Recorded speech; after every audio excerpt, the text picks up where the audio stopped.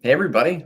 It's Kevin and it's Thea from RPH Ally and the Remote Care Services Show. Super excited to talk to you guys today about something that I feel like is a little overwhelming, and that is collaborating. It's easy to work with ourselves. Sometimes it's easy to be able to be, we talked about this morning, easy to be the filter, much more difficult to actually make the decisions and make them matter and connect the dots with other people. And so Thea is going to walk us through how we can do that and make a first step in making it easier for you. So we will talk to you guys in just a second and be able to jump right in.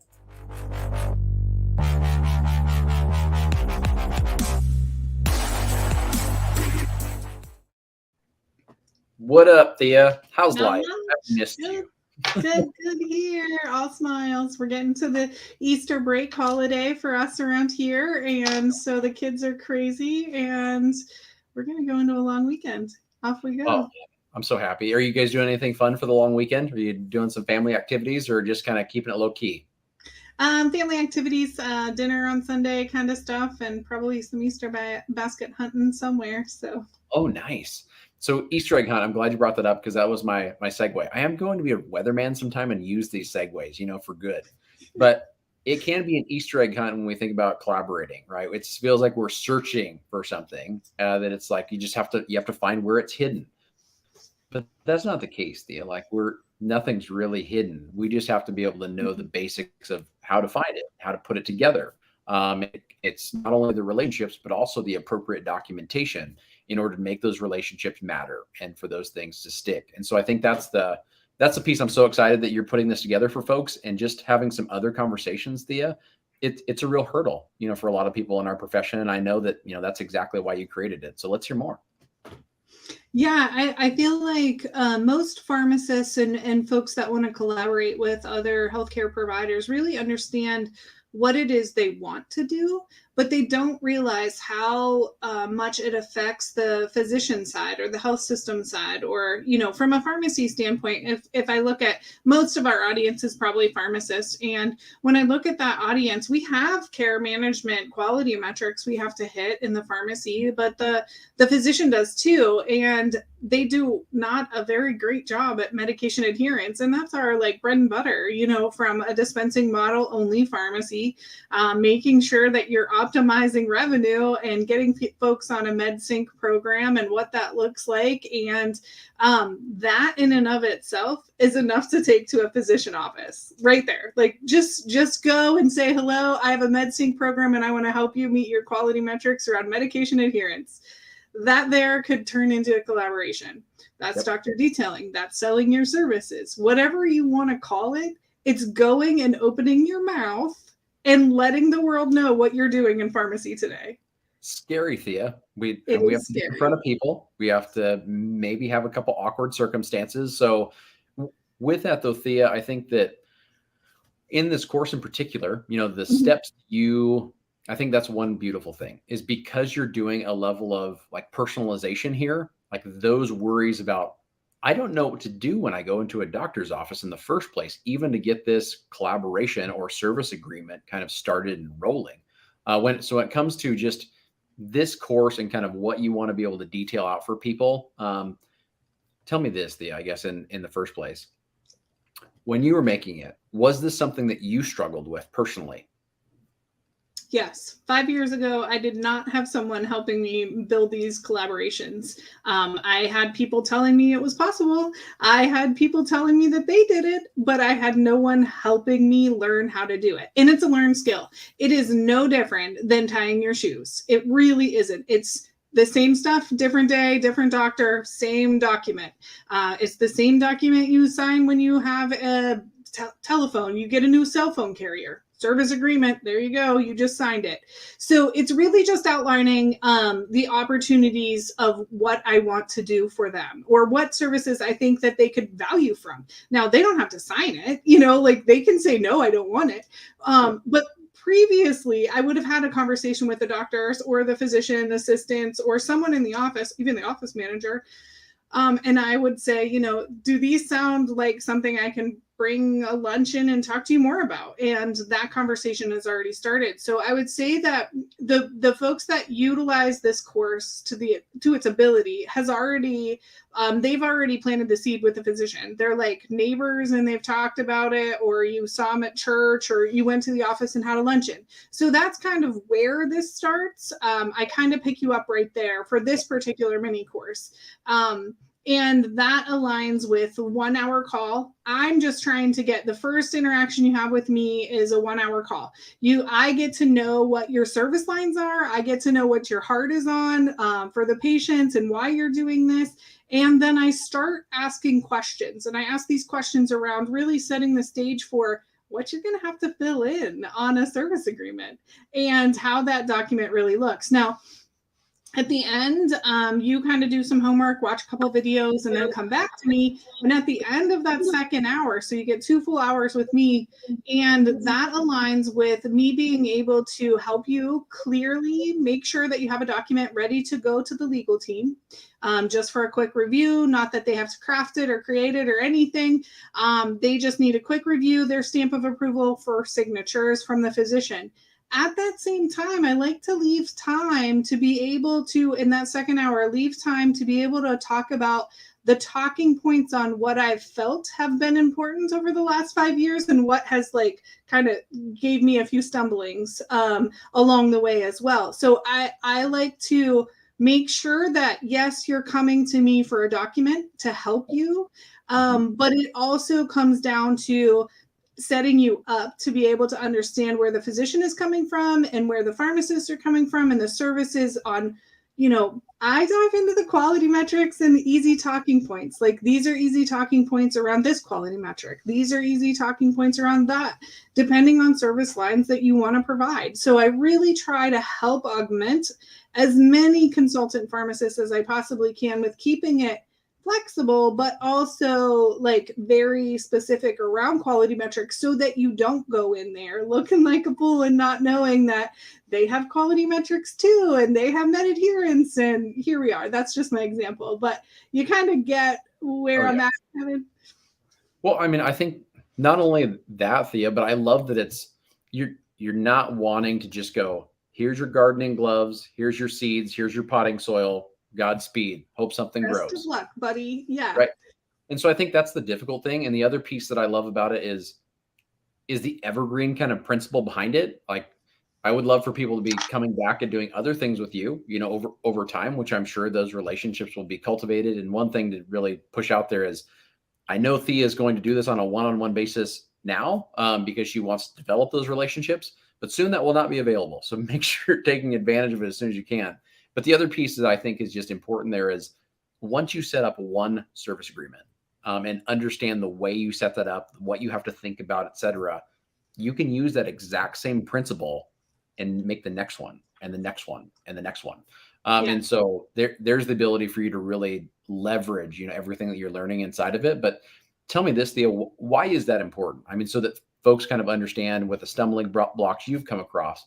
Why is it important that it's just not a LegalZoom experience of, Thea's done this is how she's broken it down, here's the documentation and paperwork, strip out her name, put your name in, and go? Because I feel like that is some offerings that are out there, in all the world, of us just thinking this is how easy it is. We're just stripping documentation, putting in our own names, and then going forward with kind of a legal-esque component.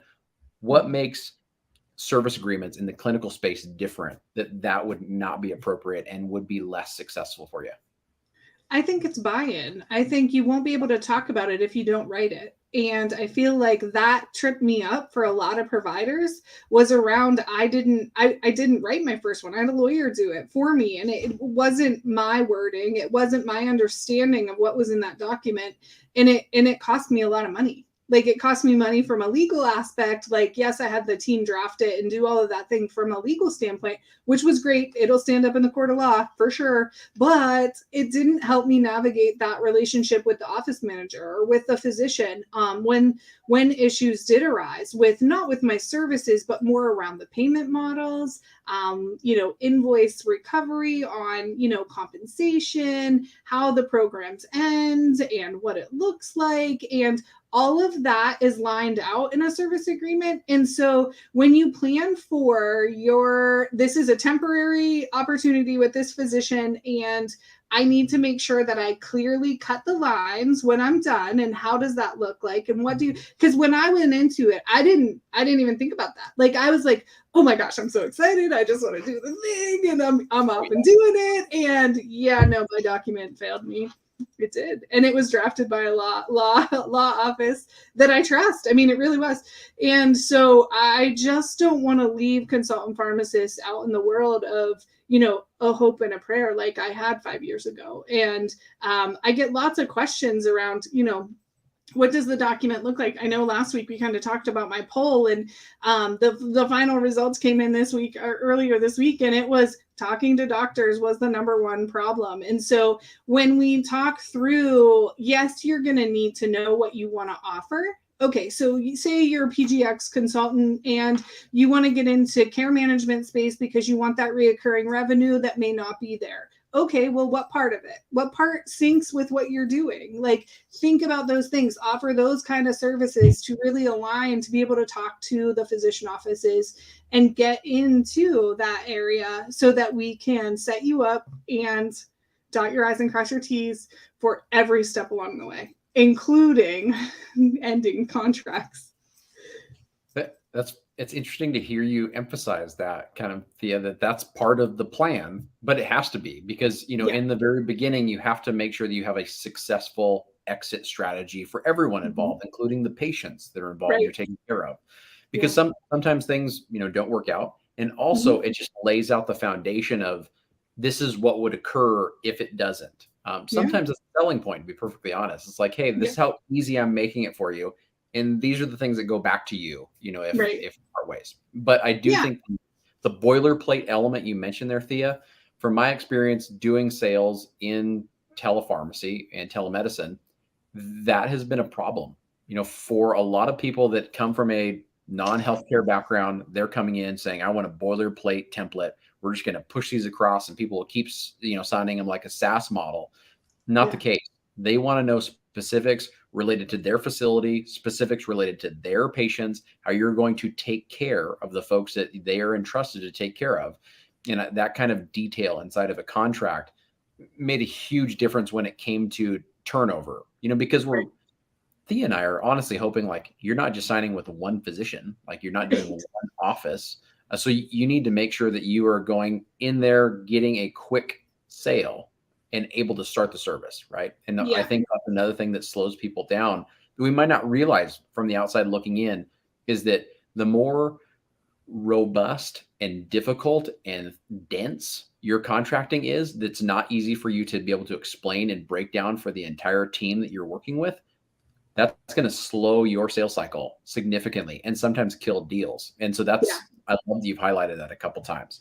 Yeah, I think killing the deal is not being able to talk about the document that's in front of you. I don't care if it has the lawyer's backing and all of that has your name on it. And if you're not able to talk about it, they'll never sign it.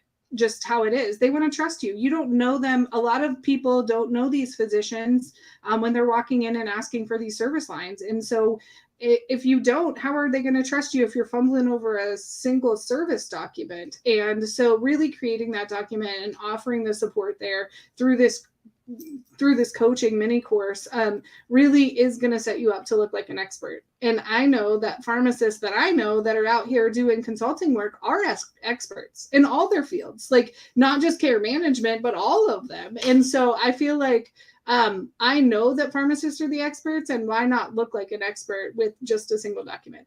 And the course also will go through collaborations, collaborative practice agreements as well. I don't spend a lot of time on that because I move.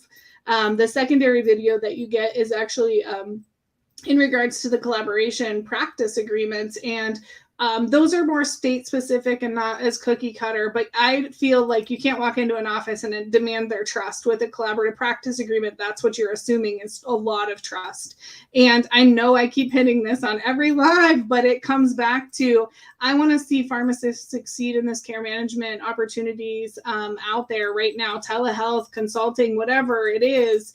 And, I feel like going in with a service agreement, after pilot, after year one, start looking and building into those collaborative practice agreements by state specifics if allowed, and go from there. But it is part of the thing. I don't emphasize it enough because most people don't need it right off the bat, but I help offer that and at least assistance in some examples of what that looks like for the growth of the business as well.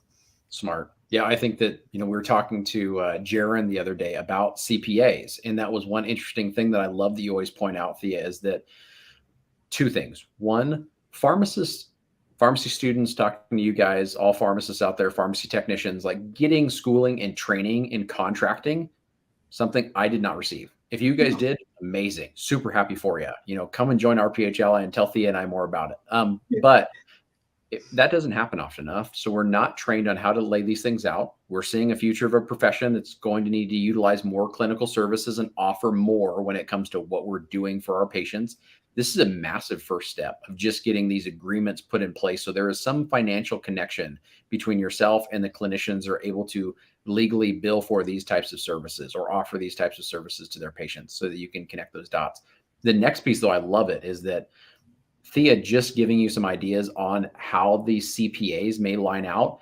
It's so logical because that's the often progression status. At least there is an ROI. You're able to go in with a service agreement, but having the ability to have some kind of clinical elements you're able to pull off the plates of those providers, highly likely to happen, and at least setting up your agreement so that you can easily plug those in. Amazing, because that streamlines the process. You don't have to re-sign contracts and details and everything else. You can allow some bandwidth for you to be able to insert a CPA inside it. So it's amazing. Thea, how do people get connected with the mini course? When are you getting started and how's it kind of work out before we sign off? I just want to add one more thing before that, Kevin. And it just kind of came to me about, pharmacy schools teach us a lot about having a business plan, right? They teach us about a business plan, but they don't teach us how to get clients. They don't teach us that. And so hopefully pharmacy schools will start teaching on this, what this looks like for the growth. I know, I'll plug this right now. University of Tennessee has an amazing collaboration program for primary care pharmacists who want to learn more about collaboration. It's like 20 CEs or something. I did it a couple years ago and it was amazing. It was so good. So I hate to tell people to go other places, but if you want a full-on certification in collaborations, you can get that from the University of Tennessee. I do have mine.